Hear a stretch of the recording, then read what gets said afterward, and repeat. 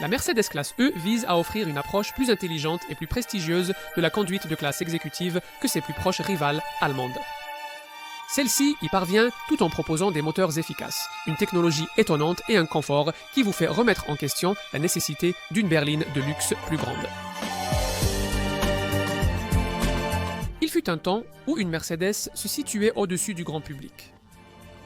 On en achetait une parce que c'était une Mercedes, pas parce qu'elle avait la meilleure consommation de carburant, les émissions de monoxyde de carbone, les plus faibles ou la valeur résiduelle la plus élevée.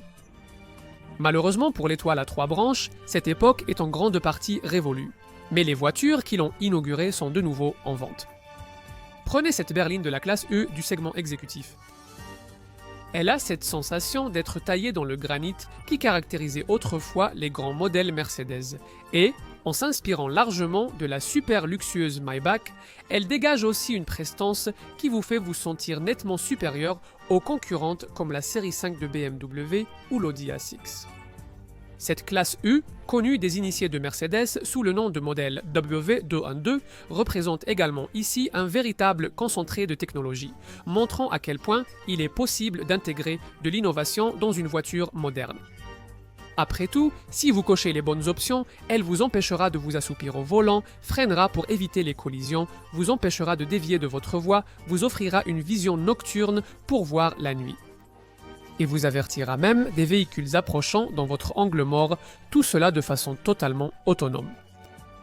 C'est peut-être la preuve que beaucoup d'entre eux approchent de l'obsolescence en tant que conducteurs. Mais pour l'instant, cette E a encore besoin que quelqu'un signe sur la ligne pointillée et s'installe derrière le volant. Serez-vous cette personne ? Avec leur classe C de la taille d'une BMW série 3 Mercedes, a prouvé qu'ils réduisaient l'écart avec leurs concurrents munichois en termes de dynamique de conduite. Et cette tendance se poursuit avec ce modèle de classe E plus grand. Même si elle ne rivalisera toujours pas avec une BMW série 5 dans les virages serrés, vous pouvez vous en approcher étonnamment, selon la façon dont vous choisissez de configurer votre voiture. Le choix de votre suspension sera déterminant. La plupart des modèles ont une suspension classique à ressort en acier. Mais vous pouvez l'avoir en version abaissée. Si vous choisissez une version sport, avant-garde ou une suspension pneumatique avec les versions haut de gamme. Comme la E500 et les amortisseurs adaptatifs qui s'ajustent à votre façon de conduire. La route sur laquelle vous roulez aide également, tout comme une carrosserie qui est 30% plus rigide que celle du modèle de la génération précédente. La direction assistée à rapport variable manque cependant un peu de ressenti. La plupart des clients britanniques de la classe E choisiront un modèle diesel, la majorité optant entre les variantes E220 et E250 Common Rail, diesel injection à double turbocompresseur. Celles-ci développent respectivement entre 170 et 204 chevaux. Dans l'une ou l'autre de ces versions, le 0 à 60 se fait entre 7 et 8 secondes. Sur la route, la vitesse maximale atteint environ 225 km/h. Remerciez le poids relativement léger de 1735 kg pour cela. Maintenant, si cela ne vous semble vraiment pas assez rapide, vous pouvez opter pour le modèle E3 150 Common Rail Diesel Injection 6 cylindres de 231 chevaux que je conduis ici. Mercedes n'a pas entièrement délaissé les moteurs à essence. Leur technologie Blue Efficiency avec arrêt-démarrage fait du modèle essence i2 Sense Charged Gasoline Injection de 184 chevaux une option intéressante pour ceux qui ne supportent pas la pompe noire, mais veulent garder leur facture de carburant sous contrôle. Il existe cependant des versions essence bien plus puissantes, comme la E3 150 Charged Gasoline Injection de 292 chevaux, la U5 Sense de 387 chevaux et la E63 Aufrechtmelcher. Gros aspart de 518 chevaux pour ceux pour qui il n'y a jamais trop de puissance. Quel que soit le modèle que vous choisissez, vous devriez constater que le raffinement est impressionnant, grâce à un coefficient de traînée de 0,25 et à un film très ingénieux inséré dans le pare-brise avant pour minimiser les dinos remous d'air. Et comme toujours chez Mercedes, le passage des vitesses est d'une douceur soyeuse.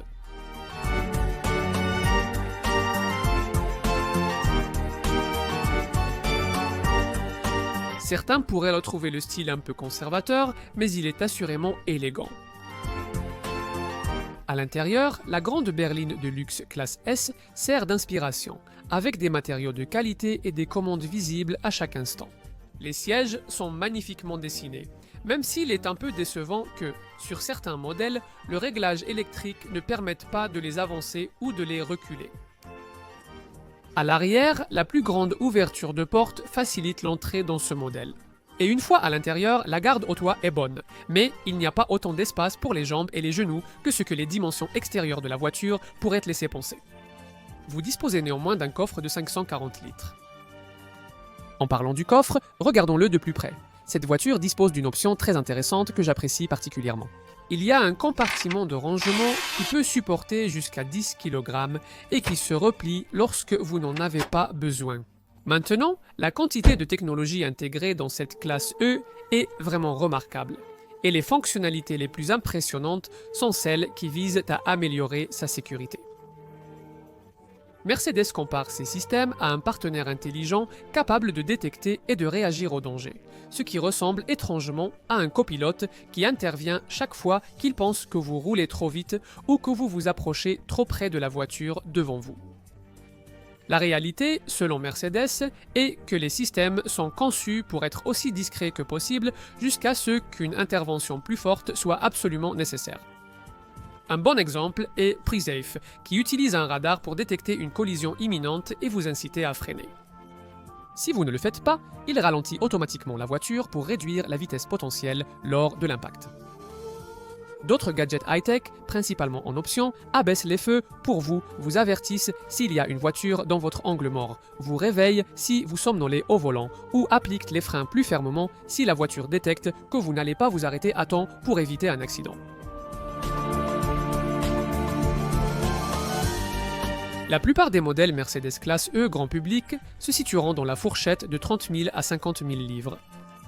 Prévoyez de payer une prime d'environ 2 000 livres, par rapport au modèle BMW série 5 et Audi A6 comparables, ce qui n'est peut-être pas aussi élevé que vous le pensiez, étant donné que vous en récupérerez une grande partie au moment de la revente.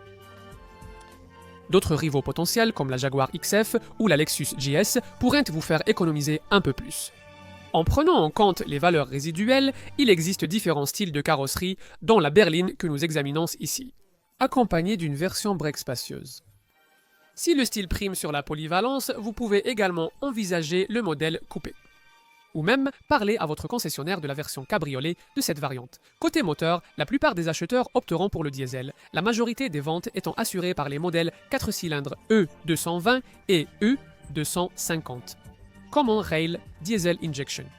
Bien qu'il existe aussi une E350 Common Rail Diesel Injection 6 cylindres que je conduis ici.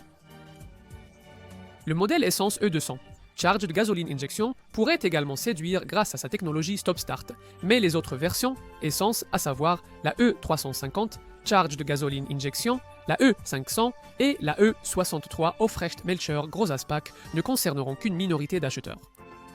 Bien que de nombreuses fonctionnalités de sécurité avancées soient réservées à la liste des options, tous les modèles de la classe E sont équipés de 9 airbags, de repose-tête anti-coup du lapin et de ce capot actif qui se soulève en cas de collision pour protéger les piétons des blessures.